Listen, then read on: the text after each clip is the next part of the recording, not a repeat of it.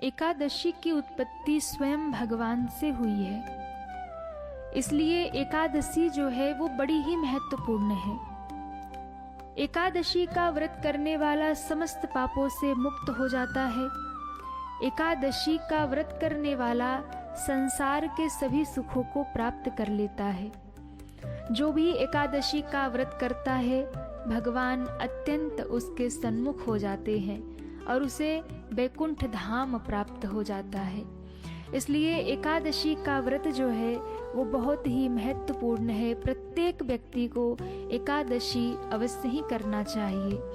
कोई व्रत आप करे ना करे, सारे व्रतों में श्रेष्ठ है एकादशी का व्रत। ये व्रत अवश्य ही करे।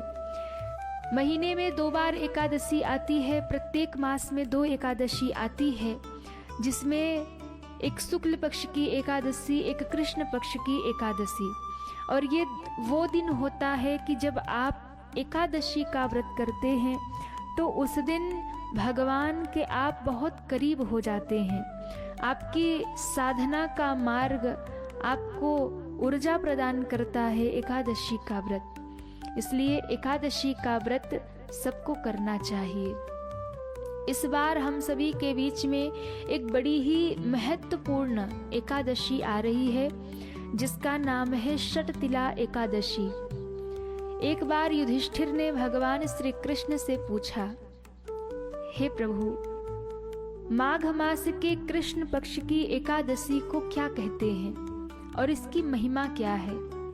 तब भगवान ने युधिष्ठिर से कहा, हे धर्मराज, माघ मास के कृष्ण पक्ष की जो एकादशी है, इसे षटतिला एकादशी कहा जाता है और इस एकादशी की शास्त्रों में बड़ी महिमा है।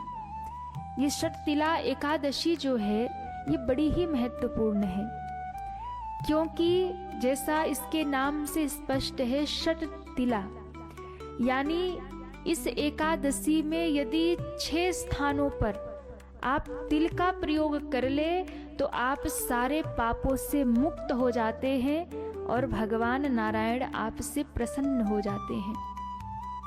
6 स्थान पर आप तिल का प्रयोग करें। वो स्थान मैं आपको बताऊंगी।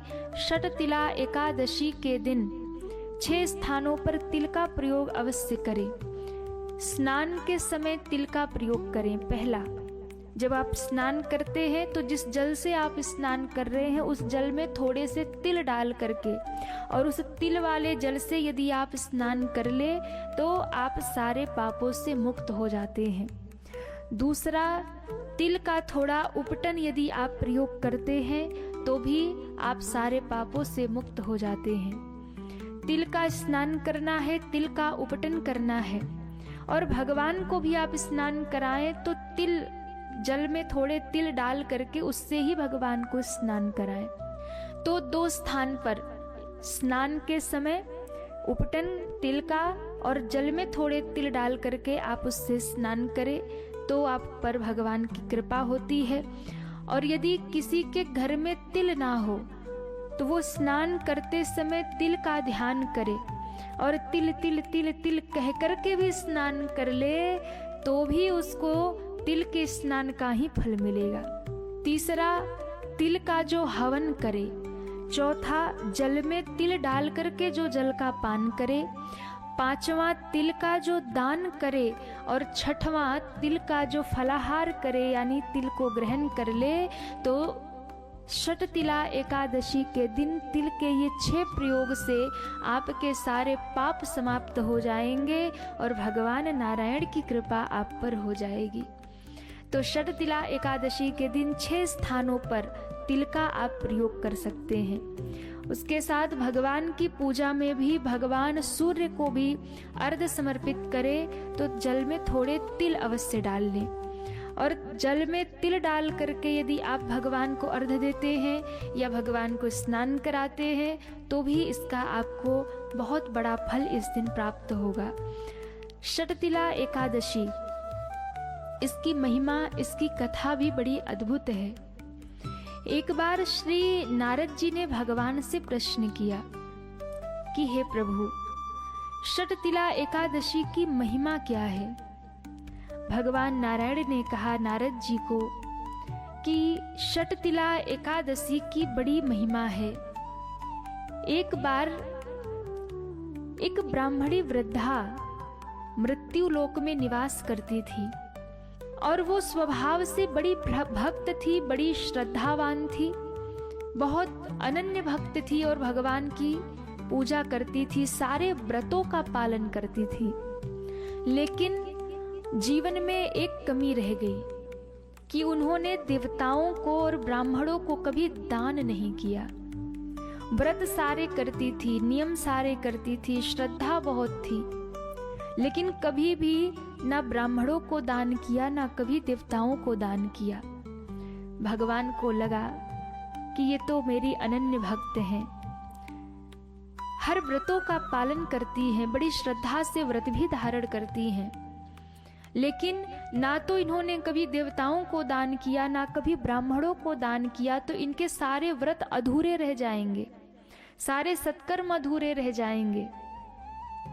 इसलिए भगवान ने एक ब्राह्मण का वेश बनाया और ब्राह्मण का वेश बना करके भगवान इनके समक्ष प्रकट हो गए और भगवान ने भिक्षा मांगना शुरू कर दिया। अब स्वभाव से उनका कभी देने का स्वभाव था नहीं, कभी दान किया नहीं था, तो भगवान जब भिक्षा मांगने लगे तो इन्होंने बार बार झल्ला कर पूछा कि आप कौन हैं, कहाँ से आए हैं, पर भगवान कुछ बोले नहीं। और भगवान जब नहीं बोले तो इन्हें बड़ा क्रोध आया, तो क्रोध में भर कर के इन्होंने भगवान के भिक्षा पात्र में मिट्टी डाल दी। आपको भिक्षा चाहिए, मिट्टी डाल दिया क्रोध में। भगवान मुस्कुराए और अपने धाम लौट गए। जब इनका अंत समय आया तो ये भगवान के धाम गई, और जब ये भगवान के धाम गई तो इन्हें बहुत सुंदर सोने का महल प्राप्त हुआ, सुंदर महल मिला, सारे सुख साधन मिले, सारे वैभव मिले। पर आश्चर्य की बात, जब ये भीतर गई तो खाने पीने को कुछ नहीं मिला। वैभव मिला, भवन मिला, सब सुख सुविधाएं मिली, पर खाने को कुछ नहीं मिला। बड़ी दुखी हुई। तब इन्होंने भगवान नारायण से हाथ जोड़ करके पूछा, हे जनार्दन, हे नारायण, मैंने आपकी अनन्य भक्ति की है, मैंने सारे व्रतों का पालन किया है, मैंने कोई व्रत नहीं छोड़ा, मैंने कोई अनुष्ठान नहीं छोड़ा, मैंने सब कुछ किया, पर आज आपके धाम में मुझे कुछ खाने को क्यों नहीं मिलता। तब भगवान नारायण ने कहा कि जब देवियां आपसे मिलने आएंगी तो आप उनसे यही प्रश्न करिएगा, उनसे षटतिला एकादशी की कथा सुनिएगा। और यही हुआ, जब देवियां मिलने आई तो उन्होंने उनसे पूछा, तब उन देवियों ने उन्हें षटतिला एकादशी की कथा सुनाई और उन्होंने उस व्रत का नियम बताया। उन्होंने षटतिला एकादशी का व्रत किया, अनुष्ठान किया और दान किया। जब उन्होंने षटतिला एकादशी का व्रत किया, अनुष्ठान किया और दान किया, तब उस व्रत के प्रभाव से उन्हें धन धान्य और बहुत सारे खाद्य पदार्थ सब प्राप्त हो गए। सब कुछ उन्हें प्राप्त हो गया, धन धान्य सब प्राप्त हुआ और वो परम प्रसन्न हुई। यानी दान का जीवन में बड़ा महत्व होता है। आप कोई भी व्रत करिए, अनुष्ठान करिए, कुछ भी करिए, भक्ति करिए, पर उसके साथ साथ जीवन में थोड़ा दान भी जरूर करिए। दान का स्वभाव बनाइए, देवताओं के निमित्त दान करिए, भगवान के निमित्त दान करिए, दान का स्वभाव रखिए, भले ही थोड़ा दान करिए।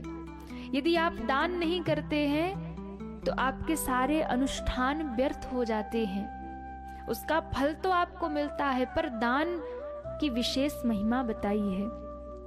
जिनके घर में दरिद्रता है, दुख है, संपन्नता नहीं है, उन्हें षटतिला एकादशी का व्रत करना चाहिए। जो भी षटतिला एकादशी का व्रत करते हैं उनके घर में धन धान्य की कोई कमी नहीं रह जाती है। उनके घर में सब धन धान्य भर जाता है, दुख और दरिद्रता दूर हो जाती है, दुर्भाग्य दूर हो जाता है। तो जिनके घर में दुख है, तकलीफ है, कष्ट है, अभाव है उन्हें षटतिला एकादशी की कथा सुननी चाहिए और षटतिला एकादशी का व्रत भी अवश्य करना चाहिए। इस बार जो षटतिला एकादशी का व्रत है वो प्रारंभ हो रहा है 13 जनवरी मंगलवार के दिन और प्रारंभ हो रहा है दोपहर 3:17 से और एकादशी समाप्त हो रही है 14 जनवरी बुधवार शाम 5:52 पर। अब उदया तिथि में यदि देखा जाए तो एकादशी का जो पालन होगा, इस बार षटतिला एकादशी का जो व्रत रखा जाएगा वो 14 जनवरी बुधवार को ही रखा जाएगा। 13 तारीख को आप दशमी का पालन करेंगे, 13 तारीख को व्रत नहीं करेंगे, दशमी का पालन करेंगे। एकादशी का व्रत 14 जनवरी बुधवार को किया जाएगा और इस व्रत का पारण 15 जनवरी को आप सब करेंगे। सुबह 7:25 से लेकर के 10:52 तक का पारण का समय है। 15 जनवरी को आप इस व्रत का पालन करें, पारण करें और 14 जनवरी को आप षटतिला एकादशी का व्रत करें। इस दिन भगवान नारायण की पूजा करें, जल में तिल डाल करके भगवान को स्नान कराएं, भगवान को तिल के लड्डू, तिल से बनी हुई वस्तुओं का फलहार का भोग लगाएं। स्वयं भी तिल की बनी हुई वस्तुओं का आप अवश्य ही भोग लगाएं, उसे प्रसाद में ग्रहण करें। तिल के बनी हुई वस्तुओं का दान करें, इसका भी बड़ा महत्व है। तो तिल की बनी हुई वस्तुओं का दान करें, तिल की बनी हुई वस्तुओं का भगवान को भोग लगाएं, जल में तिल डाल करके स्नान करें, जल में तिल डालकर भगवान को स्नान कराएं, जल में तिल डाल करके भगवान सूर्य को भी अर्घ्य समर्पित करें। और इस दिन श्री लक्ष्मी नारायण भगवान की पूजा आप अवश्य करें। भगवान नारायण को आप अर्घ्य समर्पित करें, उसमें तिल डाल करके भगवान लक्ष्मी नारायण की पूजा करें। नारायण भगवान को तुलसी दल समर्पित करें और लक्ष्मी जी को लाल पुष्प अवश्य ही समर्पित करें। एक महत्वपूर्ण बात यह है कि षटतिला एकादशी 14 जनवरी को पड़ रही है और संयोग उस दिन बन रहा है कि उसी दिन मकर संक्रांति भी है। उत्तरायण शुरू हो रहा है, भगवान सूर्य मकर राशि में प्रवेश कर रहे हैं, उस दिन मकर संक्रांति भी है और भगवान सूर्य नारायण मकर राशि में प्रवेश कर रहे हैं, उस दिन मकर संक्रांति है, उत्तरायण है और उस दिन षटतिला एकादशी भी है, जिससे इसकी महिमा और बढ़ गई क्योंकि उस दिन मकर संक्रांति है। उस दिन भगवान सूर्य को यदि आप अर्घ्य समर्पित करते हैं, जल समर्पित करते हैं, उनकी पूजा करते हैं तो आपको अनंत गुना फलों की प्राप्ति होती है। और जैसा कि संक्रांति वाले दिन, मकर संक्रांति वाले दिन तिल आदि का भी दान हम लोग करते हैं, तो उस दिन जो आप दान करेंगे उसका और अनंत गुना फल आपको प्राप्त होगा क्योंकि उस दिन षटतिला एकादशी भी है और उस दिन मकर संक्रांति भी है। तो उस दिन तिल का और गुड़ का दान तो आप अवश्य ही करें। लेकिन अब एक समस्या ये है कि मकर संक्रांति वाले दिन सभी लोग अन्न का दान करते हैं, खिचड़ी का दान करते हैं, चावल का दान करते, विशेष रूप से मकर संक्रांति के दिन अन्न का दान होता है। खिचड़ी का प्रसाद भी पाया जाता है और खिचड़ी का दान भी किया जाता है। लेकिन अब उस दिन तो षटतिला एकादशी है, तो अब प्रश्न ये है कि षटतिला एकादशी भी है और मकर संक्रांति भी है, तो हम कैसे चावल का दान करें, अन्न का दान कैसे करेंगे, हम अन्न का भोग कैसे लगाएंगे? तो भैया उस दिन एकादशी है, मकर संक्रांति वाले दिन एकादशी है। उस दिन यदि आप अन्न का दान करेंगे, अन्न का भोग ग्रहण करेंगे तो आपको पाप लगेगा, आपको दोष लगेगा। इसलिए 14 जनवरी को कोई भी चावल का दान न करे, अन्न का दान न करे। मकर संक्रांति है पर उस दिन एकादशी है, ना तो चावल का दान करना है, ना तो अन्न का दान करना, ना खिचड़ी का दान करना, ना खिचड़ी ग्रहण करना है, ना उसका भोग लगाना है। तो क्या दान करेंगे? उस दिन आप तिल और गुड़ का दान करिए। यदि आप मकर संक्रांति वाले दिन, एकादशी है, उस दिन आप तिल और गुड़ का दान कर लेते हैं तो आपको चावल से भी लाख गुना, अनंत गुना फल आपको तिल और गुड़ दान करने का मिलेगा। इसलिए मकर संक्रांति वाले दिन आप सभी तिल और गुड़ का दान करेंगे। अब जिनके मन में है कि हम खिचड़ी का दान कब करें, तो 15 जनवरी को द्वादशी के दिन आप खिचड़ी का दान करिए। खिचड़ी का भोग भी लगाइए, प्रसाद भी ग्रहण करिए और खिचड़ी का अन्न का दान भी करिए। 15 जनवरी को आप सभी खिचड़ी का दान करेंगे। 14 जनवरी को भूल करके भी अन्न का दान न करें, खिचड़ी का दान न करें और ग्रहण भी ना करें। तो इन विशेष बातों का आप सभी ध्यान रखेंगे। तिल के लड्डू आदि का भगवान को भोग लगाएं, वही दान करें और वही प्रसाद भी आप ग्रहण करें। ये माघ मास के शुक्ल पक्ष की एकादशी बड़ी ही महत्वपूर्ण है। आप इसका पालन करें और इसकी महिमा अधिक इसलिए बढ़ रही है क्योंकि इस दिन मकर संक्रांति भी है और इस दिन उत्तरायण प्रारंभ हो रहा है। आप सभी को मकर संक्रांति की बहुत बहुत शुभकामनाएं।